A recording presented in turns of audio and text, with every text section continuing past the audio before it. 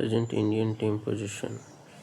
India కంపల్సరీగా జింబాబ్వేతో వెస్టిండీస్తో కంపల్సరీగా గెలవాలి.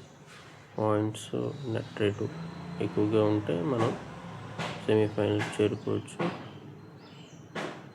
చూద్దాం ఈరోజు జింబాబ్వేతో ఏం జరుగుతుందో.